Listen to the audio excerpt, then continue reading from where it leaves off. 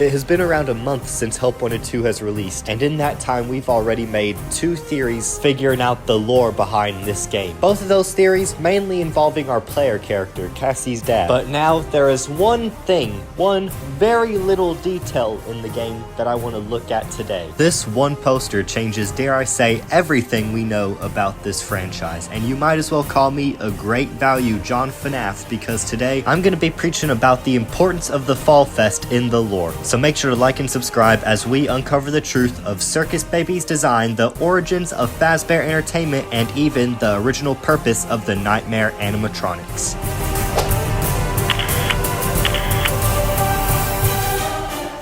But before we get into anything too deep, first we have the question, why is Fall Fest really important all of a sudden? What happened that all of a sudden makes Fall Fest a big deal? Well, as most of y'all probably know at this point, in Help Wanted 2, there is a poster you can unlock of a circus tent that says Fall Fest 1970. Until now, the earliest event in the timeline has always been the Bite of 83 in 1983. There has never once been a date in the FNAF lore that has went back to the 70s. This means that it could very well be the case that Fall Fest predates any FNAF building that we're aware of. So if that's the case, is Fall Fest even a part of Fazbear Entertainment? Well, although the Fazbear Entertainment company itself may not have been established that far back, it's pretty safe to say that William and Henry were both still the creators of it. And we can tell this by going back to Fall Fest 83, which we actually experience as the DLC for the first Help Wanted. Fall Fest 83 is covered with FNAF animatronics, which, I mean, no shit, it's a FNAF game. But this leads me to believe that William and Henry weren't just sponsors of the Fall Fest. I feel like if they were only sponsoring it or only selling their merch there, they wouldn't go through the effort of putting this many animatronics into the attractions. I mean, come on, they even have like a haunted house with all the Nightmare animatronics, which,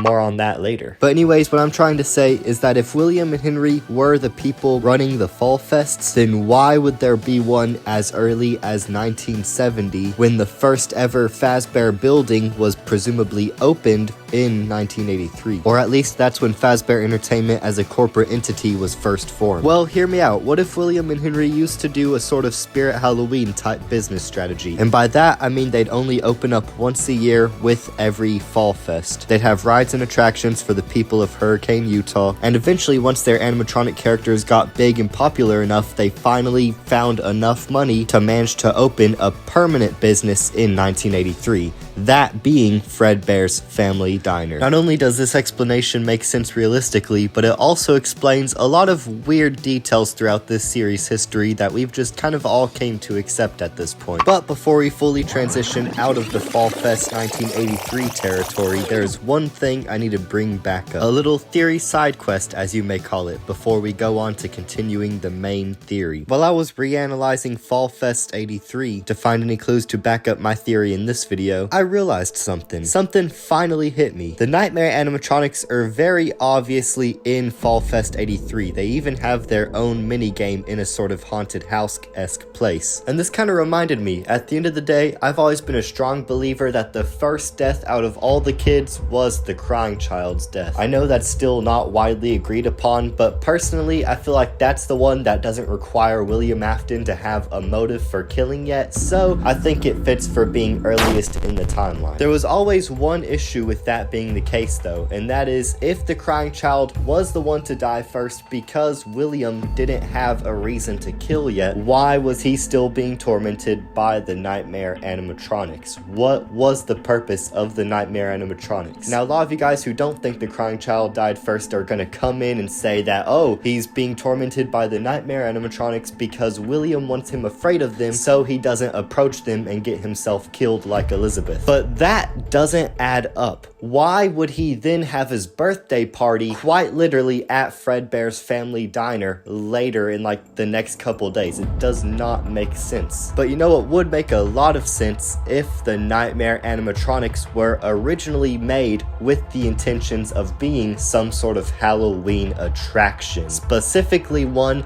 made for the Fall Fest 83. The night segments in FNAF 4 could merely just be William Afton testing out his new animatronics for the Fall Fest and using his kid to do so. That would also be giving him a reason to watch the crying child by using the Golden Freddy plush, so that way he can take notes and see whether or not they're ready for the actual Fall Fest haunted house attraction. I know FNAF 4 is still pretty controversial when it comes to what the Nightmare animatronics are, whether they're illusion discs, whether they're weird gas from Tales from the Pizzaplex or something, but I feel like the fact that they have their very own minigame in Fall Fest 83, even after being noticeably absent in the main Help Wanted game, is something that holds a greater purpose. This isn't too far of a stretch to say because we already know that FNAF 4 is connected to Fall Fest 83. The masks that the bullies wear during the Bite of 83 are the same masks that we see in Fall Fest. There's always been some deeper connection between this DLC and FNAF 4, and I feel like it could very well be giving us the explanation of the Nightmare animatronics. But now that that's out of the way, let's go back to the main theory at hand. So let me ask you this, considering that there is a 1970s Fall Fest with a literal circus tent in the middle of the poster, have you ever stopped to wonder how sudden and how out of the blue it was that for a game series that has always had the main antagonist being a bear, that randomly in the 5th entry, the new antagonist called Circus Baby is literally a circus clown. Now, I am not here to say that this exact version of Circus Baby was around back in 1970, but what I am going to say is that during those earlier Fall Fests, there very well could have been an older model of Circus Baby, which would have William's decision to create a Circus Baby's Pizza World make more sense. This means that he wasn't just randomly coming up with the Circus Baby design right out of his ass and randomly making her the new star of the show. She already would have had some recognizability to her character from the people who went to those earlier Fall Fests. But if this is true, then what was Circus Baby's 1970 design? Well, I think that it wasn't an animatronic at all. Instead, I believe that she was only a costume. Why do I think this, you may ask? Well, let's take a look back into Ruin. Specifically, the secret ending where the Mimic has all of these different animal costumes, one of which being an elephant in a circus or jester-like outfit. All these different costumes were so random and so unexpected whenever people found this secret ending in Ruin. And a lot of theorists have already connected these costumes back to Fall Fest 1970,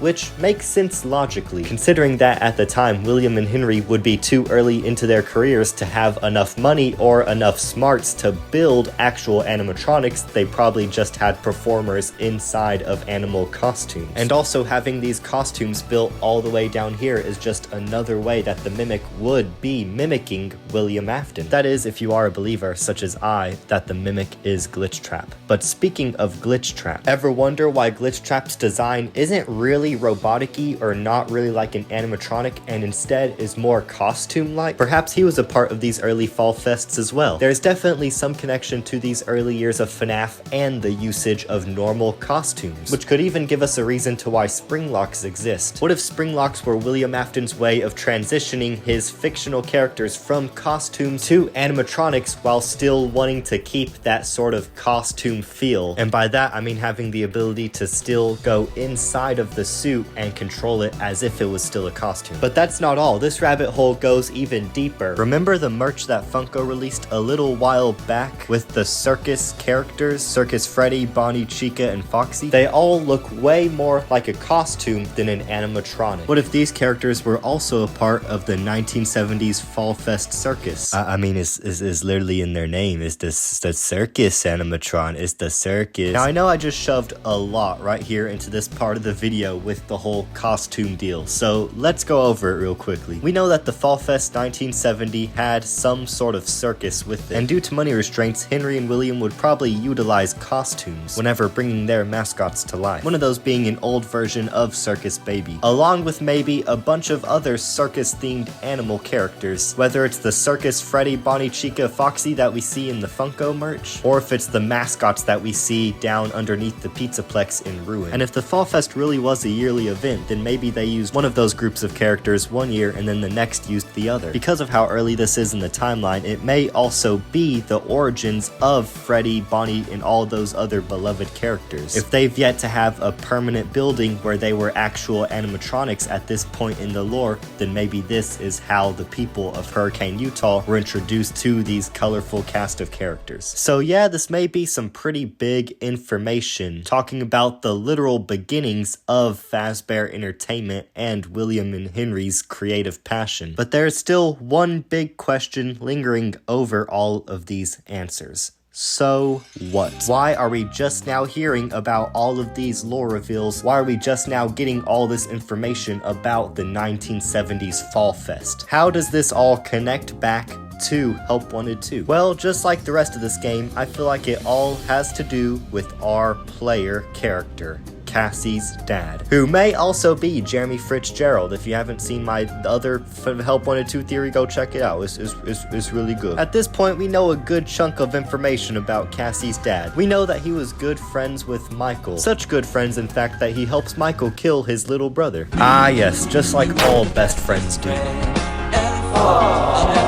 But we also know that during the crying child's death, he was wearing a Bonnie mask, which was a mask that was from Fall Fest 83, presumably meaning that he did in fact go to the Fall Fest 1983. And considering he was a teenager around that time, then there's a good chance, although very young, he would have technically been old enough to go to the 1970 Fall Fest. Furthermore, during the sister location minigames in Help Wanted 2, we can hear Circus Baby say this: "I recognize you." Although you could mock up this line to Cassie's dad being a Fazbear engineer, maybe he worked at the sister location bunker at some point, but timeline-wise, that doesn't really make sense. He'd probably still be too young to work that big of a technical job at that point in time. Instead, what if this line is referring to him seeing the old version of Circus Baby back in the 1970 Fall Fest? We know for a fact that his memory is really hazy, because whenever he sees the Bite of 83 Bonnie mask during the Princess Quest minigame, he says, "This looks familiar." He doesn't say, "Oh yeah, I remember this," or whatever. In fact, it seems like Help Wanted 2 as a whole is just Cassie's dad slowly trying to regain his memory while uncovering some of the shady actions Fazbear Entertainment has been acting on. So what if, just like Fall Fest 83 was the DLC to the first Help Wanted 2 has the DLC of Fall Fest 1970, as Cassie's dad tries to go even deeper into his memories, really getting to the roots of Fazbear Entertainment. But now that this theory has seemed to reach its conclusion, there is still one last question I'd like to bring up about Fall Fest. If Fall Fest really was such a big event in Hurricane Utah, which, I mean, come on, look at some of these minigames in 1983. Business must have been booming with how much money was put into these attractions. Then what caused them to be discontinued? I mean, we're definitely not hearing about any Fall Fest 2035 or whatever year it is in the lore at this point. So then what was the final Fall Fest, and what caused it to be the final Fall Fest? Both of these questions, I believe, are answered in Help Wanted 2's gameplay. At this point, many theorists have been coming to the conclusion that Phaser Blast and the Carnival Repair minigames in Help Wanted 2 are from Fall Fest 83. And notice how both of those minigames eventually get burnt up into flames. I'm willing to bet that Fall Fest 83 was the final Fall Fest, and it ended with a giant fire, with everything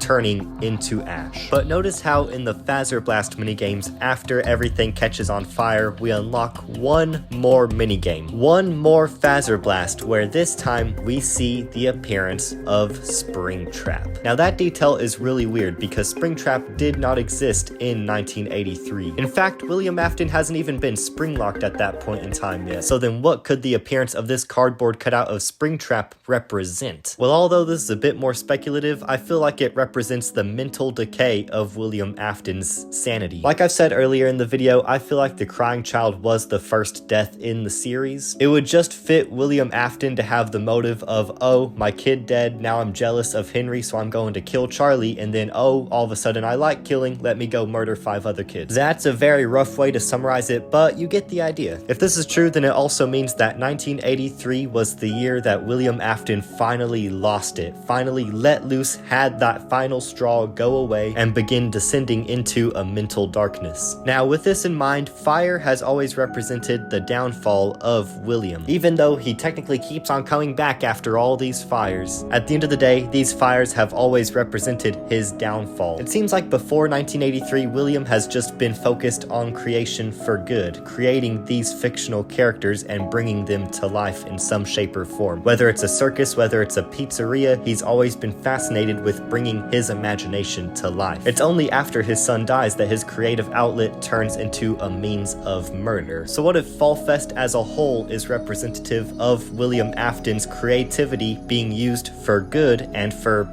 love and passion, and the fire at the end of the Fall Fest 83 represents that same creative outlet now being turned to a use of evil. Fire has always been the downfall of William throughout this series, and this first fire that happened in the Fall Fest would be the downfall of his sanity, with the cherry on top being the Springtrap cutout that we see in the final Phaser Blast minigame, metaphorically showing the brand new William Afton, one that is no longer using his creations for good and for the fun of others, and instead has been consumed by darkness.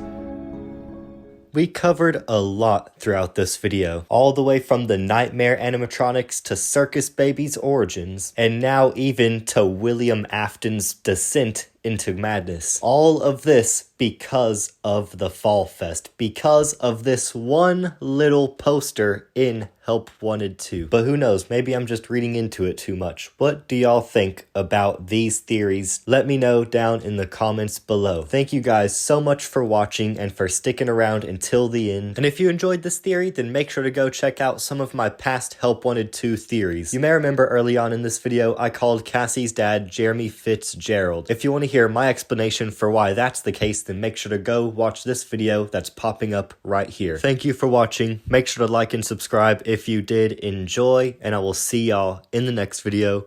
Goodbye!